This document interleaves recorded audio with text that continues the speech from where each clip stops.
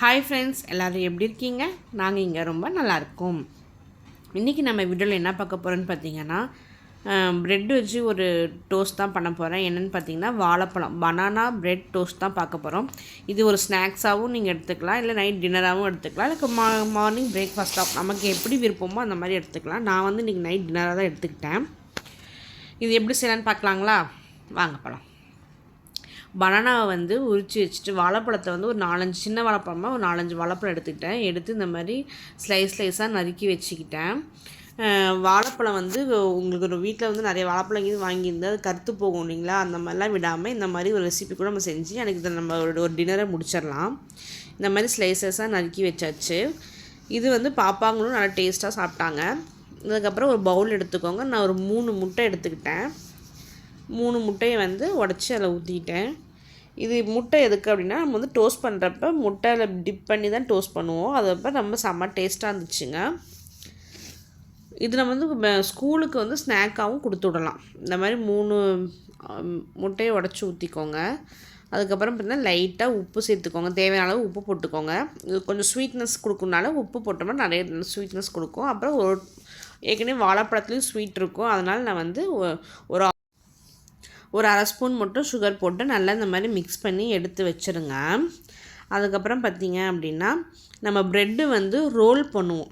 அதனால் அது வந்து நம்ம ஒரு சப்பாத்தி கட்டை வச்சு தேய்ச்சிக்கோங்க. நம்ம தேய்க்காமல் ரோல் பண்ணிட்டீங்க அப்படின்னா அடியில் வந்து உங்களுக்கு வந்து கேப் விழுகும், பிஞ்சிரும். அதை பியாமல் இருக்கிறதுக்கு இந்த மாதிரி நம்ம வந்து ரோல் பண்ணி ஒவ்வொன்றா எடுத்து வச்சுக்கலாம்.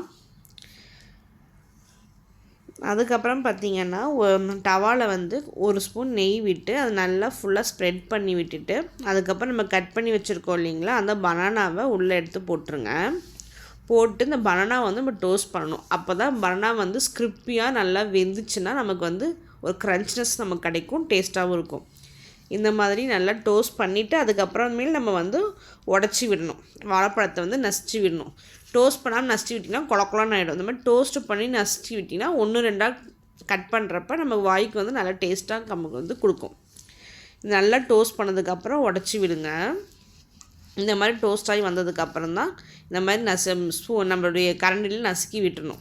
அதுக்கப்புறம் அதையும் எடுத்து வச்சதுக்கப்புறம் நம்மளுடைய தேய்ச்சி வச்சுருக்கோம் இல்லைங்களா, நம்மளுடைய ப்ரெட் ஸ்லைஸு அதில் வந்து எடுத்து இந்த மாதிரி ஒன்றா நம்ம ஆல்ரெடி 2 போட்டு வச்சிட்டேன். இப்போ பாருங்கள், ஒரு ப்ரெட் ஸ்லைஸ் போட்டு அது மேலே நடுவில் பனானா வச்சுட்டு ஷேஃப் கொண்டு வரணும். இந்த மாதிரி பனானா வச்சுட்டு அந்த 2 சைட்லேயும் ஒட்டுறதுக்கு பேஸ்ட் வந்து நம்ம முட்டையே லைட்டாக எடுத்து இந்த சைடு அந்த சைடு ஒட்ட வச்சுக்கலாம். பேஸ்ட் மாதிரி பண்ணி இப்படி அமுத்துட்டோம்னா நல்லா ஸ்ட்ராங்காக ஒட்டிக்கும், ஓப்பன் ஆகாது. ப்ரெட்டு ஓப்பன் ஆகிடுச்சுன்னா உள்ள இருக்கிற வாழைப்பழம்லாம் வெளில வந்துடும். ஸோ அதனால் அதை வந்து முட்டையை வச்சு நம்ம வந்து ப்ரெஸ் பண்ணி விட்டோம் அப்படின்னா அது வந்து ஓப்பன் ஆகாது. அதே மாதிரி தான் ஒரு 4 ஸ்லைஸ் எடுத்து அதுக்கு மேலே வச்சுட்டேன். இது வந்து ஒரு நல்ல ஸ்நாக்காகவும் இருந்ததுங்க. அதுக்கப்புறம் இதே மாதிரி இப்போ எல்லா ப்ரெட்டுமே பண்ணணும். நான் வந்து ஃபஸ்ட்டு 4 ஸ்லைஸ் மட்டும் பண்ணி காட்டுறேன். அங்கே பாப்பாங்க ரொம்ப சவுண்டாக அழுதுட்டுருக்காங்க, அதனால தான் சரி கடகடன்னு செஞ்சிட்ருக்கேன். இதில் வந்து ஒரு ஸ்பூன் நெய் விட்டு நல்லா மிக்ஸ் பண்ணி வச்சுருங்க. அதே தவாவில் நெய் ஒரு ஸ்பூன் நெய் விட்டுருங்க போதும். அதுக்கப்புறம் நம்ம முட்டையை வந்து நல்லா பீட் பண்ணிக்கோங்க. ஏன்னா அப்படியே கீழே வச்சிட்டோம் இல்லைங்களா, அதனால் வந்து கீழெல்லாம் நல்லா மிக்ஸ் பண்ணி விட்டுருங்க. அவ்வளோதான். மிக்ஸ் பண்ணதுக்கப்புறம் நம்ம டிப் பண்ணி வச்சுருந்ததை வந்து லைட்டாக டிப் பண்ணி ரோல் பண்ணி வச்சுருந்த பனானாவை டிப் பண்ணி அப்படியே டவாவில் போட்டோம்னா நம்மளுடைய பனானா ப்ரெட் டோஸ்ட் ரெடி. இது வந்து எங்கள் பாப்பாங்களும் நல்லா சாப்பிட்டாங்க. எங்கள் வீட்டுக்காரரும் நல்லா விரும்பி சாப்பிட்டாரு. இது மறுபடியும் அடிக்கடி செய்யலாம் அப்படிங்கிறத சொல்லியிருக்காரு. நாங்கள் ஒரு ரெசிபி வந்து பண்ணி நல்லா இருந்ததுன்னா நாங்கள் அடிக்கடி செய்ய சொல்லுவார்.